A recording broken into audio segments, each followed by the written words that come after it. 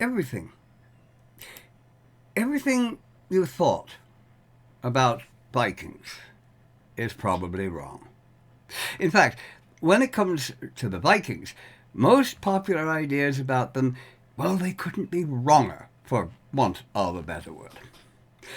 Hello, Denton, once again, with another exciting, enthralling, gripping, amazing, yet very modest video. This time, I'd like to talk about the Vikings, which is, well, probably obvious, I suppose, from the title of this video, and or rather, more correctly, the Old Norse. And the way they are usually depicted in popular culture, in movies and television documentaries, even sometimes in places that one would assume should know the facts and get things right, like museums, for example.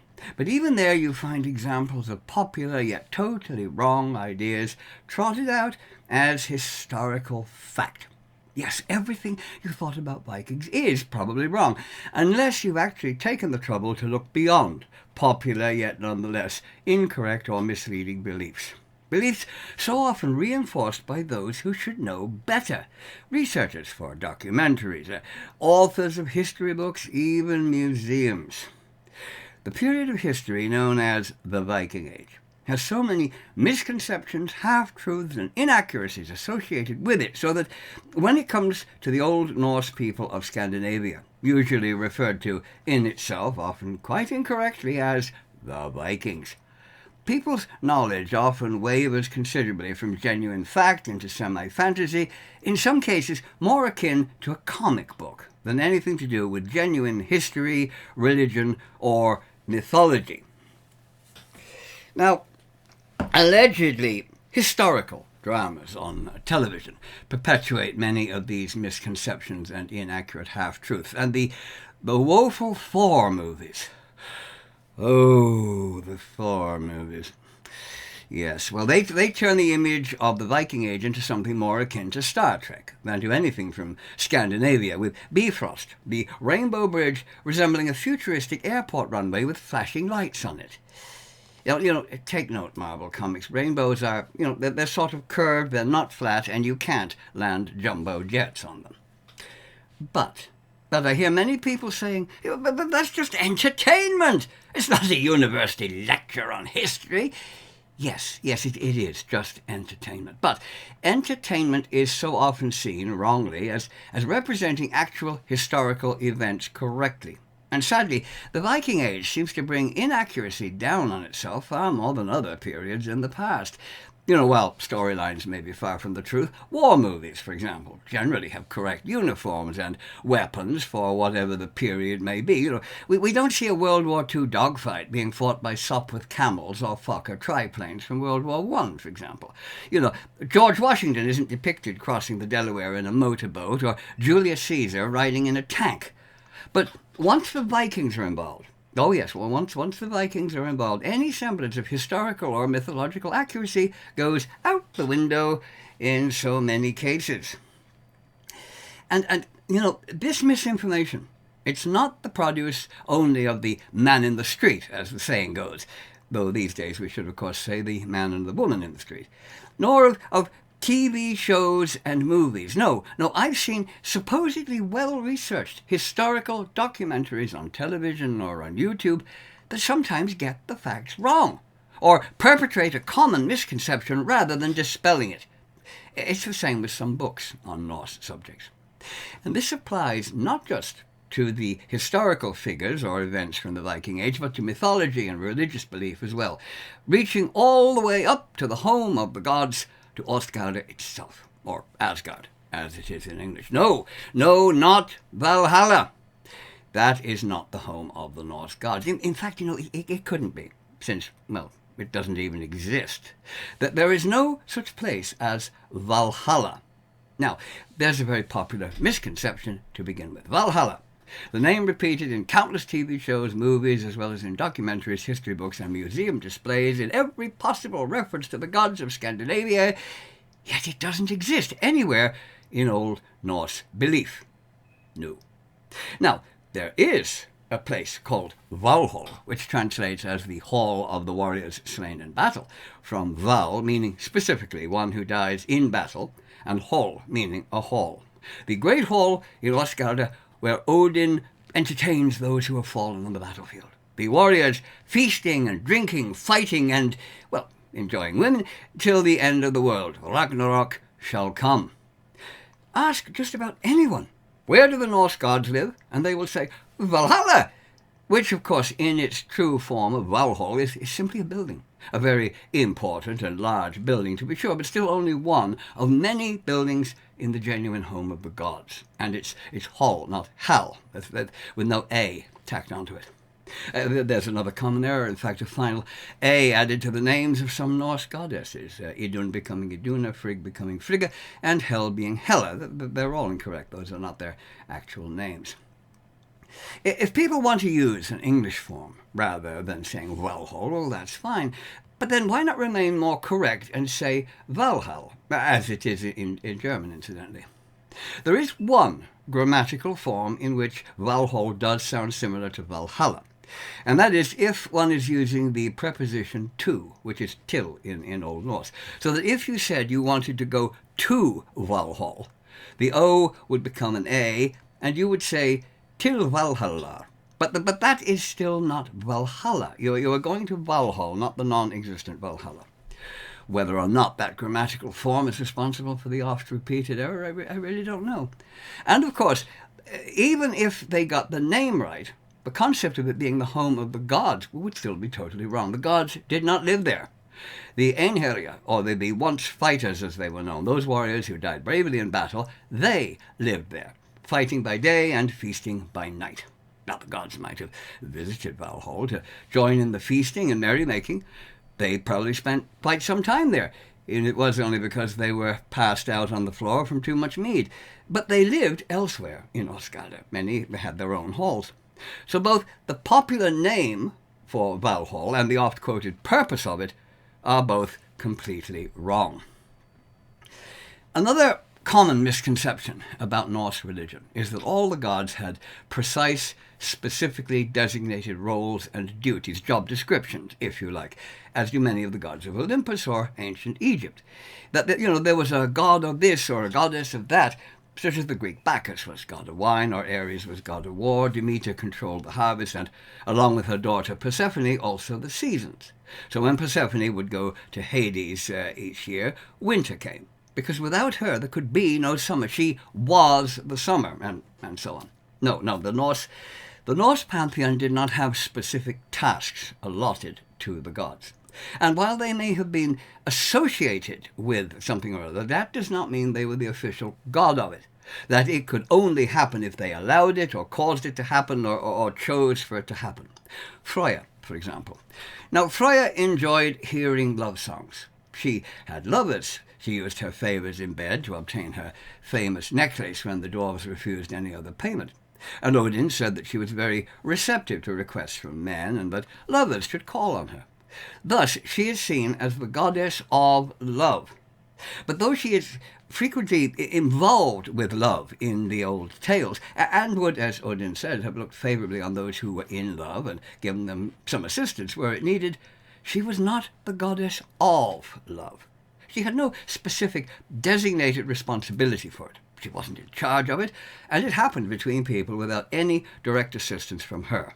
I mean, she could have gone off somewhere like Persephone did for a few months, and people would still have been falling in love, having sex and making babies just the same. Nothing would have changed in her absence. Thor was a protector, a guardian, if you like, but he wasn't in charge of thunder and lightning or the weather in general. It wasn't his job to decide if the day was going to be sunny or cloudy or if rain would fall. Tyr is often regarded as a god of war, but while he may have lost a hand to the giant wolf Fenrir, he wasn't a god devoted to war like the Greek Ares. In fact, if any Norse god was to be regarded as a god of war, I suppose it would have to be Odin, since it was he who often provoked conflict and decided who would live and who would die, sending the Valkyries to make sure those wishes were carried out. And Loki didn't have anything whatsoever to do with fire. He was a trickster, not some sort of spirit of flame, a divine pyromaniac, if you like. In Loki's case, that seems to have originated in 1835, when Jakob Ludwig Karl Grimm, the elder brother of Wilhelm, known collectively as the famous Brothers Grimm of fairy tale fame, suggested the idea in his book entitled German Mythology, which traced Teutonic beliefs from the earliest times. And then it got a big boost from Wagner's operas, Der Ring das Nibelungen, the Ring of the Nibelungs, in which Loki is depicted as a god of fire, with Odin, or Wotan, as he is in German, calling on him to surround the sleeping Brunhilde with a ring of fire. As I found thee of old, a wandering flame, he says. That may also have been helped by the word Logi, meaning a flame. It's similar to the name Loki, but actually it has no connection with him whatsoever. In his true Norse form, Loki couldn't have started a fire in his own hearth without something to light it with. Nor were Thor and Loki brothers, a misconception that is pure Marvel comics and Thor movies. Though I suppose since Marvel gets everything else wrong too, I suppose that's hardly surprising, you know. It's not like I didn't see that coming. Hel wasn't the goddess of death, though she's frequently referred to as such, but rather she was the goddess of the dead, which isn't quite the same thing. A bit subtle, but it is not the same thing. She did not cause death. She had no control over it. She had no say in how or when anyone died or where they died. She never killed anyone herself. She was simply charged by Odin to take care of the spirits of people who had died, feeding them and looking after them in the realm that bore her name, Hel. That was all. Nor was she a half-rotting corpse going around dripping maggots, nor, a hunchbacked and deformed figure as she is so often depicted. There's nothing anywhere in Old Norse literature that gives even the slightest indication of any physical deformity about her.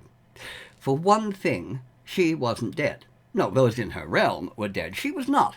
And she would not have resembled a rather ripe corpse. So, if Hel had somehow decided to adopt the image of a rotting corpse to sort of blend in, so to speak, with the people in her realm, well, she would have been the only one there who looked like that, because those in her realm would not have been decaying corpses either, since the Norse Hel was very much a continuation of what one had done in life. Flowers grew there, one could eat and drink, and so on. It was not a place of punishment, hellfire and brimstone, as it became later to the Christians, spelt with 2 L's. Had Hel resembled the popular image of her all rotting flesh, she would have stood out like a searchlight in a dark room. Now, Idun could indeed be seen as a goddess of youth, I suppose, since it was her magic youth-giving apples that kept the gods young. But she wasn't that to mortals. She didn't share her apples with the human population of Midgard. So her responsibilities towards youth stopped at the gates of Asgard. So in that, she was not a goddess of youth. She was the provider of special apples to the gods, if you like, a sort of fruit merchant. So the concept of every deity of Asgard being a god or goddess of something, being in charge of it and controlling it as part of their job description, is not correct. Though there were some who interfered in human affairs more than others, but that was by choice, not obligation. It was a deliberate interference, not a required obligation. Any of the Norse gods could have looked down on Midgard and completely ignored anything that was going on down there, though they might go down and do something if they chose to do so, but they didn't have to. Staying up in Asgard, another inaccuracy concerns the Valkyrie, or the Valkyries in English, Valkyria being the singular form, who I've already mentioned, the warrior women who gather slain warriors from the battlefield and carry them aloft to feast with the gods in Asgard. They are always seen in that role, flying through the sky with dead warriors slung across their horses. And indeed, their very name comes from that. Val, meaning, as I've already said, one who is killed in battle, and Kyria, meaning someone feminine who chooses. They are literally the choosers of the slain warriors. However, they had another duty, and their principal duty, in fact. Oh yes, it's great to be popular. Somebody wanting to chat. They shall just have to wait, I'm afraid.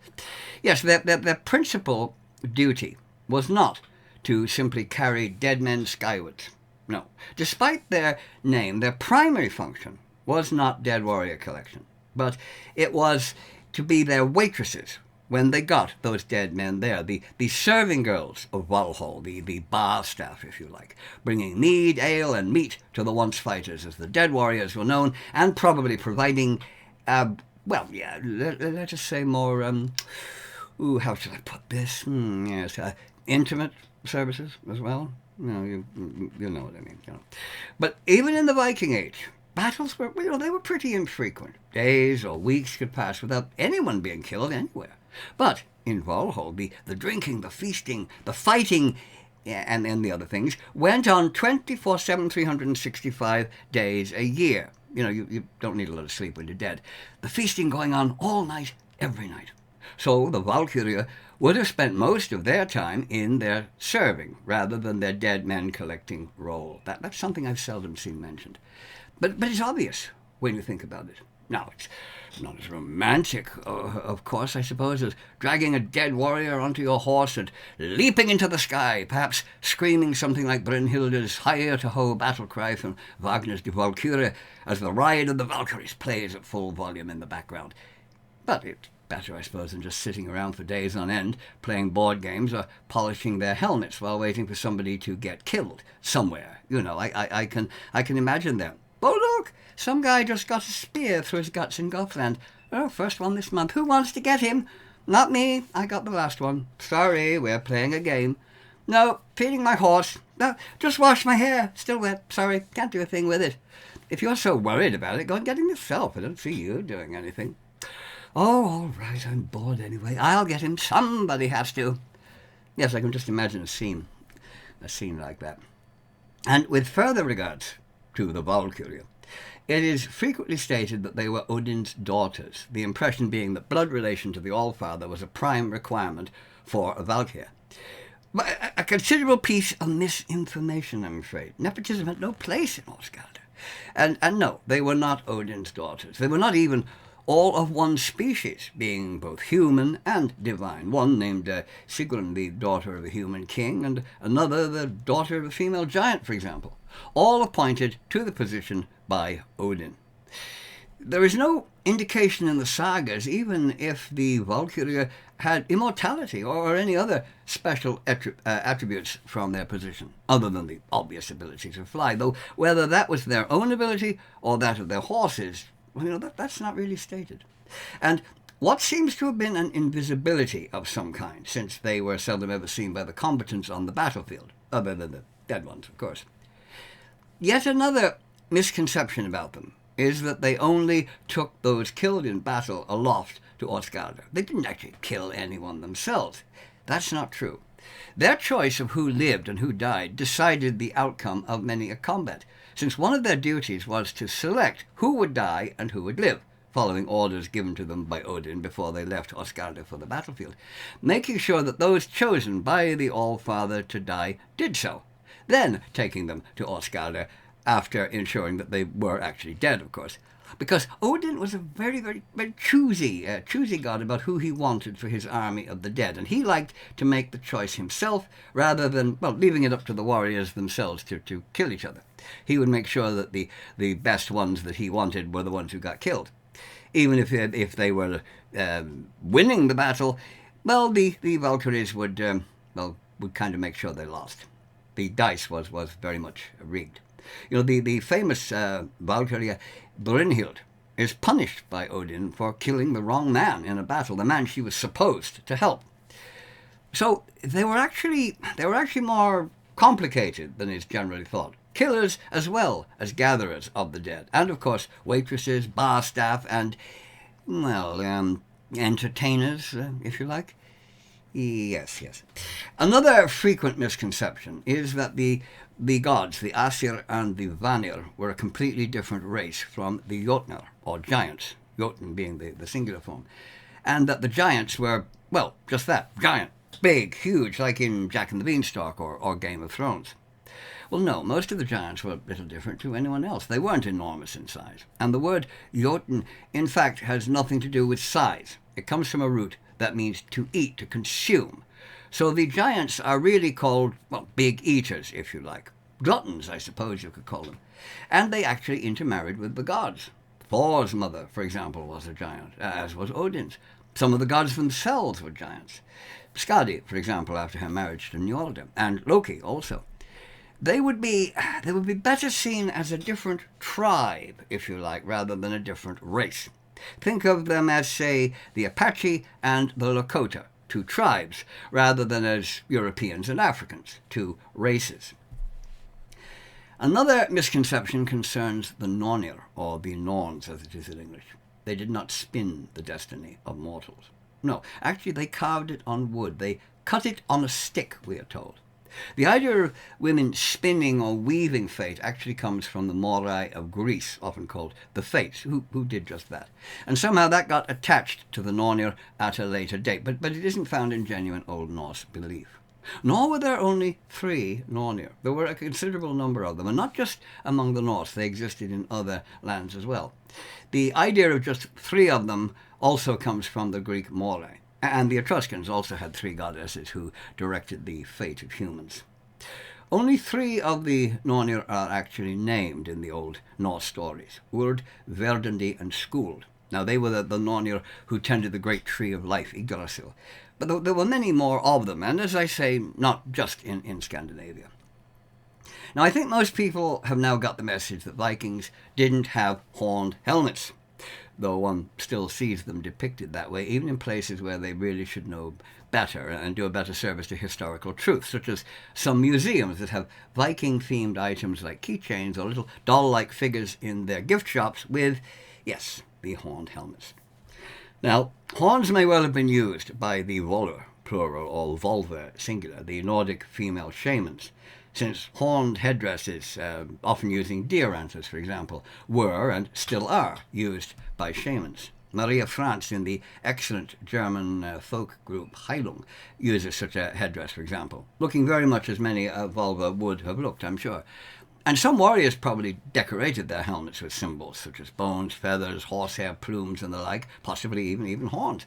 But a Viking war helmet with horns sticking out of it, actually an integral part of the helmet, is a complete invention of very recent times, which we may once again lay principally at the feet of Herr Wagner, or rather costume designers for his operas.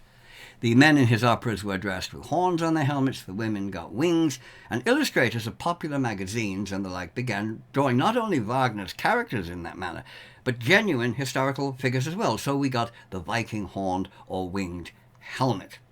It would actually have been quite a hazard. I mean, if you were in a shield wall and you have great big horns sticking out of your helmet and you suddenly have to lean sideways, well, Olaf beside you now has probably got one of your horns stuck in his ear, which would be a considerable disadvantage. But the horned helmet, it became the very symbol of the Vikings. Nothing else was needed to show they were supposed to be Vikings. Oh, they have horns on their helmets. They're Vikings!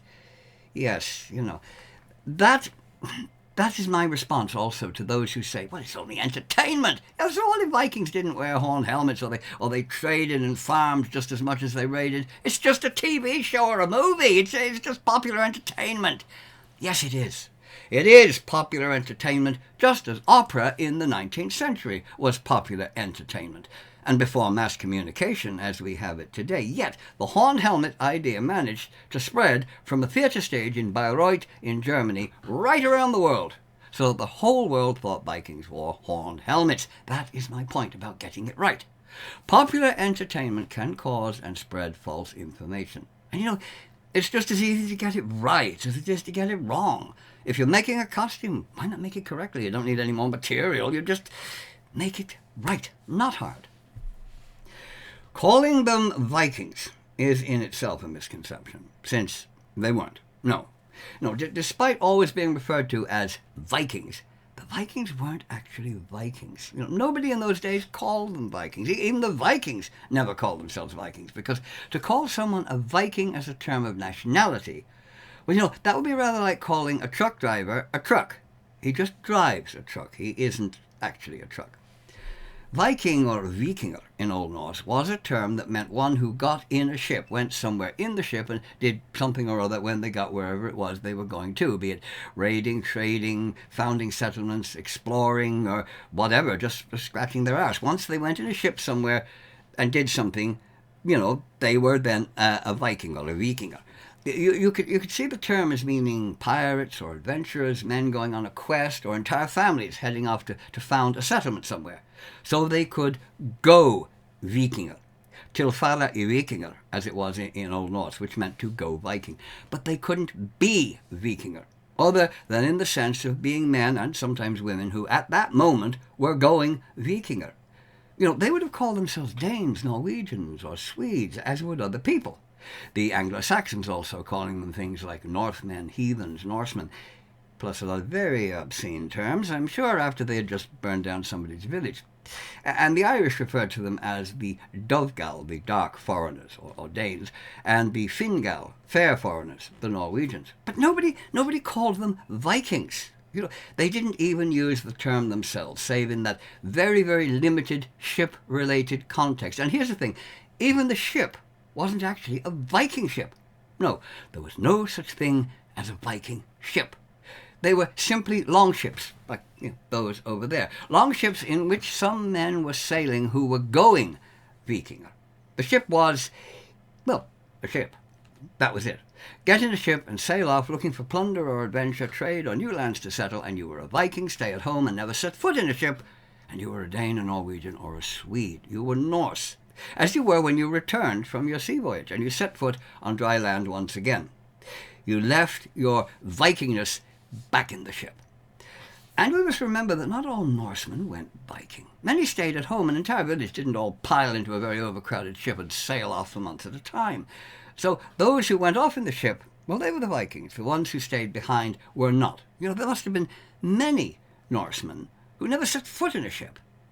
And that's often overlooked. They are seen as every Norseman was a Viking. Every Viking went out raiding, and etc., which is completely ridiculous. The term Viking, of course, is now attached to anything and everything to do with the Norse people. Viking this and Viking that, be it art, culture, weapons, religion, everything is Viking. There was no Viking art or Viking clothing or Viking culture, but there was plenty of Norwegian, Danish and Swedish art and clothing and culture.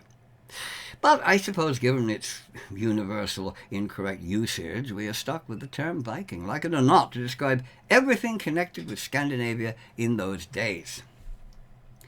The Vikings, in the actual context of that term, are seen as the epitome of violence, murdering, raping anything female that still had a pulse, and probably some that didn't, plundering with a savage ferocity never equalled before or since, taking wanton cruelty to positive Olympian heights of evil achievement, looting the hard work of others rather than working for anything themselves, devoid of any basic human decency. Oh, how terrible! Yes, another misconception, I'm afraid, despite it being repeated in many documentaries and books that stress nothing but the brutality that obviously would accompany raiding, without any other aspects being considered, or indeed the brutality itself being analysed as to why and how it happened. It always annoys me when I see documentaries that concentrate so heavily on brutal raids against villages or monasteries that often don't even mention or just give a passing remark about settlement, trading, farming, all the normal activities of family life in those times. No, they just look at savage men with axes leaping off dragon-headed ships, ready to slaughter without mercy. In truth, the Vikings were no more brutal than anyone else of their day. Certainly no worse than the Roman legions of previous centuries, nor many of the noble Christian knights who followed them, the Spanish Inquisition, or indeed the ethnic cleansing of our own recent history. Yes, they killed ruthlessly when they attacked, just as everyone else did at that time. But, there was no such thing as a nice, friendly, pleasant raid. Would you please give me all your valuables, if you wouldn't mind, of course. I don't want to put you to any trouble. Oh, certainly, old chap. Love to oblige. Well, hold on a minute. There you go. There's some gold. Oh, a little bit of hack silver. Oh, thank you. I shall mention you in my prayers to Odin. Oh, that's jolly decent of you. Well, listen, drop in next time you're passing, won't you, old chap? Nice doing business with you. Oh, before you go, would you like to rape my wife? She's awfully good, No, that wasn't really going to happen. If you had something they wanted and you weren't going to give it to them without a fight, well, they were going to either drive you away or kill you as quickly as possible. And they used brutality to very good effect, making themselves feared so that people were less inclined to resist. Just the appearance of their fearsome-looking dragon ships on the horizon was enough in itself to send terrified villagers running for the hills. One brutal massacre reported to other towns or villages along the coast made subsequent raids that much easier, and probably actually saved lives on both sides in many instances. That was good psychology, and it often resulted in people paying them to go away, as happened in England, for example, with the Danegeld, which was the payment of silver as a rule to get the Vikings to leave without bloodshed, gaining them a victory without loss to themselves, as well as sparing the Anglo-Saxons all that rather tedious rape and pillage they might otherwise have suffered. Danegeld was a brilliant idea. Oh, well, absolutely brilliant. It made the Vikings go away, which is what the English had intended it to do. But, unfortunately, it had a slight drawback. It didn't actually work. Yes, if they went away, then they came back to get it again and again and again, making Danegeld one of history's worst ideas. Danegeld, so cleverly intended to keep Vikings away, actually attracted them like flies to a farmyard on a hot day. There's a runestone in Scandinavia, actually, commemorating one Viking who went to England for Danegeld 3 times. And, of course, the Norse were frequently quite happy to trade, again, gaining what they wanted without fighting for it. In fact, Norse trading became very extensive across the known world of that era, as we shall see. They are seen incorrectly as nothing but raiders. That's all they did, 365 days a year. Day, night, never stopped. Their considerable trading activities are usually overlooked, which is a distortion of history, since the Norse were the greatest traders of their day, travelling the river systems of Europe from the Baltic down to the Black Sea, reaching Constantinople and Baghdad, trading furs, superbly crafted metalwork, amber, timber, and slaves, returning with exotic goods from the Middle East and as far away as India. Their exploring and colonizing activities were extensive, greater than anyone else since the Roman Empire, or those who came after them for many centuries, though even the Romans never got further west than Wales. Yet the Norse, they travelled to and settled in Iceland, the Orkneys, Shetland and Faroe Islands, the Isle of Man, parts of Wales and Scotland, and far out across the Atlantic Ocean, to Iceland, Greenland and North America, to what we know today as Newfoundland and New Brunswick, the latter being what they termed Vinland, not Newfoundland as was previously assumed. We know that because of things found in Newfoundland that could only have come from New Brunswick, plus the fact that wild grapes grow in New Brunswick, but not in Newfoundland. They established settlements in France and in England and what would later become Russia, Belarus and the Ukraine, leaving a considerable cultural legacy in those lands that they settled in, and that has come down to us today. Most of the major towns in Ireland were founded by the Norse, not the native Irish. And both English and Irish Gaelic have many words in everyday use today that come from Old Norse, some of them completely unchanged, as well as town names. And they were very open to those people they settled among, intermarrying and, converting to the religions of the people they lived among, as in Ireland, for example. The Norse not viewing other races in the inferior and oppressive way the colonial empires of the 18th and 19th century did, when intermarriage with natives, that was all but unthinkable. Seen often as hardly better than animals and only fit to be slaves for the benefit of the Europeans. In that sense, the Norse were far more liberal and tolerant than the supposedly more civilized nations who would later colonize the Americas, Africa, and parts of Asia, whose treatment of many native populations exceeded anything the Vikings had done in its brutality and repression. Indigenous people often becoming, nothing more than slaves in their own lands, any resistance savagely put down. And unlike the Norse colonists, things like fair trade rather than exploitation, intermarriage or conversion to the religion of those people, the way the Norse did to Christianity, that was out of the question. Well, damn it all, old chap. They are only natives, after all. I mean, you couldn't, you just couldn't, could you? No. The colonial powers did rather overlook the fact that in their own countries, they were the natives. Now, the Old Norse were the greatest explorers, traders, merchants, settlers, and seafarers of their age. Indeed, the greatest till the so-called Age of Discovery centuries later. And they were excellent craftsmen, woodworkers, jewelers, as well, of course, as superb shipbuilders. The Longship being perhaps the finest ship ever devised for its intended purpose. Indeed, it is entirely due to the Longship that we have ever heard of the Vikings, since without it there would have been no Vikings to hear of. They were the product of their amazing ships, and without those ships they would never have ventured beyond Scandinavia, and the Vikings, in the sense that we use that word now, would never have existed. Now, they had raided prior to the Viking Age in what is termed the Vendel era, but those raids were not extensive, and they occurred to the east, raids into nearby and easily accessible lands around the Baltic. But it was the coming of the wonderful Longship and the equally impressive cargo vessels called Knorrs that sent the raiders and the traders and the settlers to the west, to the south, into the Mediterranean Sea, and beyond across the Atlantic. The new shipbuilding technology itself producing the Vikings. The ships required for long sea voyages, they may have been available actually anything up to 100 years sooner than we previously thought, given the discovery of 2 seagoing vessels in Estonia. But those ships, too, seem to have confined their activities to the Baltic Sea. Pretty much coast-hugging vessels that could run into port if there was a storm, though they would have ventured across the Baltic, but not out into the Atlantic and further. The shield maidens, or the Scoutmere, are another misconception, at least in the way they are depicted rather than in their actual existence. Yes, they existed, but not quite as they are depicted in the TV series Vikings. Regiments of them, all carrying the same matching shield, marching off to war, banging drums and waving banners.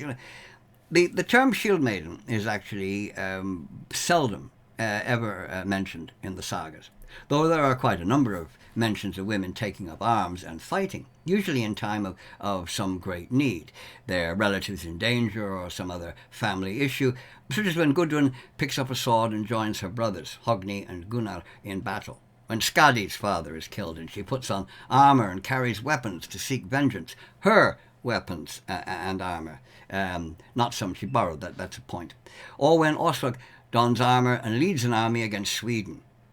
There were female warriors in the army of the Rus, to be sure, we know that. Those Vikings who settled in what is now Russia and Belarus. And we know from the writings of Saxo Grammaticus that at one time in Denmark there were a group of women who trained specifically as warriors.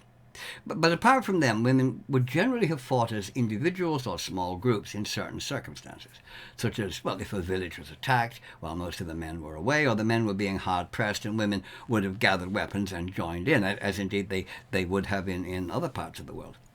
But women mentioned in the sagas as fighting, joining in a battle when the need arose. See, that shows the concept of women doing so was accepted, since other characters are never surprised by it or try to stop them. The aspect of concept, the fact that if something was impossible, never happened, they wouldn't mention it so often, is frequently overlooked. Yes, I mean, mythological subjects might well be pure fiction, but not everyday matters of normal life, things treated as being quite acceptable. And some 30 graves have been found of women buried with weapons, many of them military weapons like swords, shields, and war axes. Weapons of no use for hunting or domestic purposes. Going on a wild boar hunt with a sword and shield, it would almost certainly have resulted in the hunter being the boar's dinner. And these women must have had some combat role, or at least the possibility of taking one, or they wouldn't be buried with those weapons. Now, some people have tried, rather laughably, I must say, to dismiss these weapons, saying, for example, that, well, a woman's husband could have been a great, famous, mighty warrior, so his weapons were buried with her as a tribute to him. Yes, well, wouldn't it be a better tribute to bury the guy with his own weapons? The idea makes about as much sense as saying that if the wife were a famous dressmaker, they would have buried her husband with a roll of cloth and a sewing kit. No, they wouldn't. Getting back to concept, in the case of Ragnar Lothbrok's wife, Oslo, for example, her sons make no attempt to stop her. They take part of the army by sea while she brings the rest by land. And they don't say, "Oh, go home, mother. It's embarrassing having you leading our men, and what will the enemy think when they see us with a woman leading us? Oh, the shame, oh, the shame." No, they seem perfectly happy with that.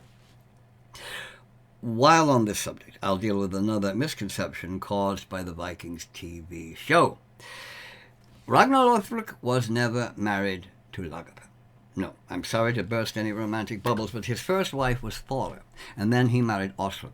Nor was Ragnar, of course, actually a real person as far as we can establish, but seemingly a composite figure made up from several genuine men who existed over a considerable number of years.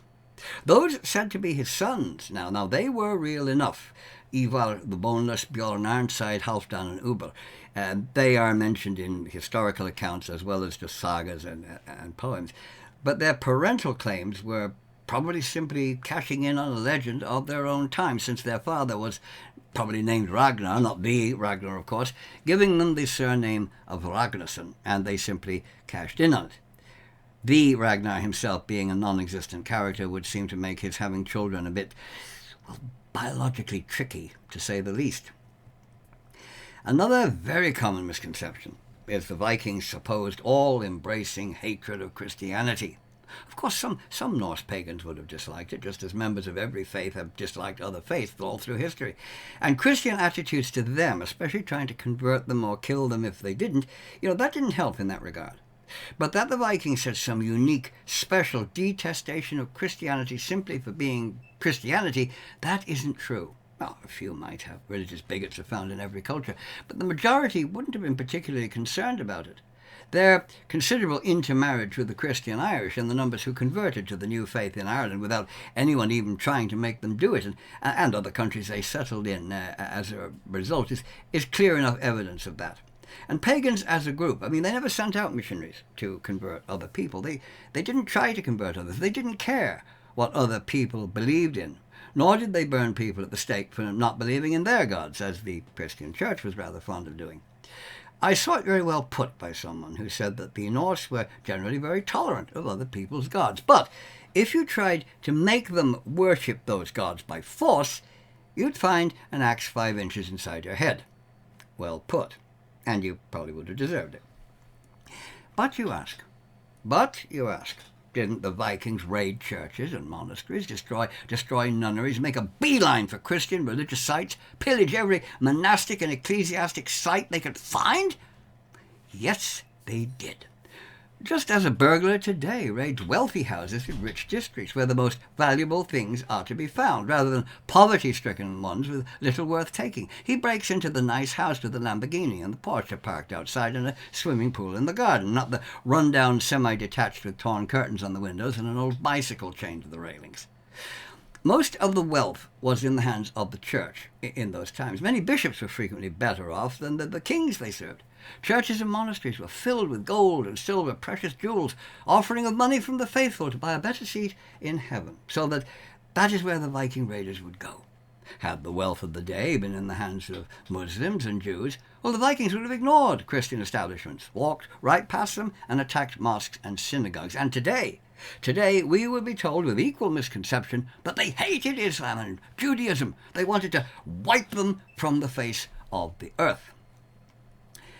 Part of the Viking bad image with Christianity, of course, stemmed from the fact that early accounts of them were written by monks and priests, who, of course, were Christians, and usually the only people able to read and write, as well as being among the most frequent targets of the Vikings. So, they naturally tended to highlight the brutality of the Vikings, who were, of course, pagans, and thus, in the eyes of the church, servants of Satan to begin with, who were totally vile and evil as a result, and incapable of doing anything other than pure badness simply for the enjoyment of being bad because they were pagans. Nor, of course, were the townspeople who had their homes burned, their women taken as captives, and everything of value stolen, they were very unlikely to have much interest in the culture of the people who'd done it. They wouldn't have cared if the Norse sniffed flowers, wrote love poetry, and petted little kittens. No, dead bodies and burned buildings were the only things they saw or cared about. Understandable enough, of course. But it led to a distorted and misinformed view of the Norse people that has lingered down to the present day. Getting the victims of violence to write a history of it, it's very unlikely to result in a totally non-biased, fair and impartial account of it that looks at both sides and tries to study why it happened. A bit like asking turkeys to write an account of a Christmas dinner. It's going to be a mite one-sided. Another thing to be considered, slaves. Yes, the Norse took and traded slaves. Indeed, Dublin, or Dyflin as it was then, became the centre of the European slave trade under rulers like Ivar the Boneless and Olafur the White. But slavery was the norm at the time, and not just in Europe, all over the world, in fact. Every nation on earth having had slaves at one time or another. So the Norse were simply doing what everybody else was doing. They just did it a bit better. They organized it better. They turned it into a superbly organized business venture, which didn't make it right, of course, obviously it wasn't. But if they hadn't been dealing in slaves, somebody else would have. Well, of course, somebody else was, rather extensively. Oh well, we can only judge the Old Norse by the standards of their own time, not ours today, which I'll come back to shortly. Continuing with the misconceptions about them, the Norse are frequently seen as scruffy, unkept barbarians who probably smelled bad on a hot day, with matted hair and primitive personal habits. Their culture a backward and unenlightened one, well suited to the so-called Dark Ages. Now again, that's a total misconception. The Norse were probably the cleanest people of Europe in the early Middle Ages, combing their hair and washing their hands and faces every day, and bathing once a week, the day that we know as Saturday, being known as Lorgada, which means pool or bath day. A weekly bath? Whoa, I mean, that was an unheard of thing among other peoples who might bathe, once a year, twice if they were really keen on personal hygiene. Norse cleanliness, in fact, astonished the Anglo-Saxons, who were mystified by such strange and unnatural things. That there is even one Saxon account of them wanting to kill the Norse men because so many of these clean and well-groomed Norsemen were taking Saxon women. The women were becoming attracted to them and going off with them. And the Saxons feared losing their women to the Northmen, which says a lot about the personal state of the Anglo-Saxons. And we have it on the authority of an English monk and chronicler named John of Wallingford, who was writing in 1002 AD, just after the infamous St. Brice's Day massacre, when King Ethelred the Unready rather foolishly ordered an attack on Danes living quite peacefully in his kingdom, thus bringing rather considerable retaliation down on himself. But some Anglo-Saxons were quite happy to go along with that, to kill the local Norsemen. Not just because they thought it was a good idea. They probably didn't think very much of King Ethelred anyway, but because of the far greater Norse cleanliness, since Saxon women were actually going off with them in preference to their own men. John of Wallingford wrote that the Norsemen caused much trouble to the natives of the land, for they were wont, after the fashion of their country, to comb their hair every day, to bathe every Saturday, to change their garments often, and set off their persons by many frivolous devices. In this manner they laid siege to the virtue of the married woman, and persuaded the daughters, even of the noble, to be their concubines. Well, you couldn't have that sort of thing going on, could you? Of course, the answer to the problem was rather obvious. Take a bath and comb your hair, How hard was that? It's, smelling like a pigsty on a hot day is a guaranteed passion killer. Well, yeah, trust me on that one. And the Norse had more advanced social attitudes than many others of the time. Women in particular enjoying a freedom far greater than women in other lands, despite living in a male-dominated society. Their rights to own property, to inherit, control all aspects of the home, divorce their husbands more easily than was the case in many other lands, especially if a man hit his wife, as well as not being stigmatized during their menstrual period or after childbirth, as was common elsewhere, shut away as unclean. Nor were disputes, of course, always settled with an axe or a sword, as many people seem to think. Many disputes were settled peacefully at the Thing, a gathering where people would discuss issues and problems and obtain judgments, which anyone could attend and be heard. Of course, disputes could involve violence. It's understandable when so many people were armed, even if only with a knife. Most women would have carried a knife as well as the men. But like many other things, I suppose, violence gains more attention than non-violence as far as history goes. So, Eric bashing Olaf's head in with an axe because Olaf cheated him, well, that's much more interesting than if the law speaker at the Thing had simply ordered Olaf to pay compensation. You know, I mean, that would make a pretty dull saga, wouldn't it? But brains splattered all over the place, well, that would make a gripping tale around the hearth on a winter night.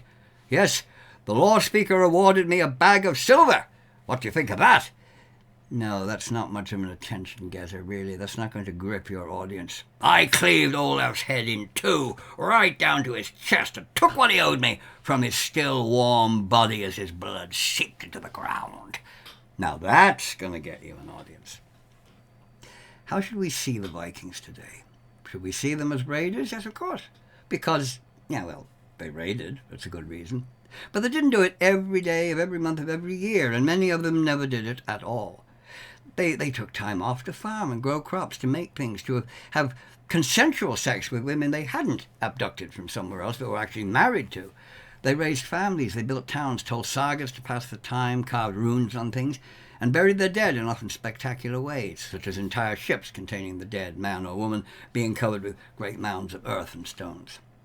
Most of the so-called raiders would actually have been, well, they would have been farmers, fishermen, workers of various kinds when they weren't raiding. Their raiding was a part-time occupation. The numbers who earned their entire livelihood from plunder alone, they would have been quite small. They spread new ideas to distant lands, and they brought back similar things to their own land. In an age when most people knew little about what lay beyond their own town or village, and nothing at all about other countries, even if they existed at all. The Norse they were so much more than raiders and ships with dragon heads on their prows. They had a complex and well-devised social structure, a legal system, what we today might call family values. They regarded honor and bravery as important. They were more accepting and tolerant of others than were many peoples of those days, or indeed since. Nor were they any more violent than most others of their time. They simply used violence in a better and more effective way, all things that deserve our respect. We must see them in the context of their age, of the age in which they lived. It was a very different world from what we know today, and allowances have to be made for that. We cannot judge some things about them by our standards, though in truth much of their society stands up very well to scrutiny by our present-day standards. There are sadly still parts of the world in the 21st century that have lower standards of morals and ethics than did the Vikings over 1,000 years ago, who are not as tolerant and frequently just as brutal, sometimes even more so, and treat women especially in a degrading and humiliating manner unknown to the Norse. That is something worth considering. So, that brings us to the end of this attempt to set the record straight on the popular and often woefully wide of the mark image of the Vikings as such, and aspects of Norse mythology and culture. I hope you found it interesting, enlightening, entertaining, or whatever. And until next time, I shall say farewell. Goodbye for now.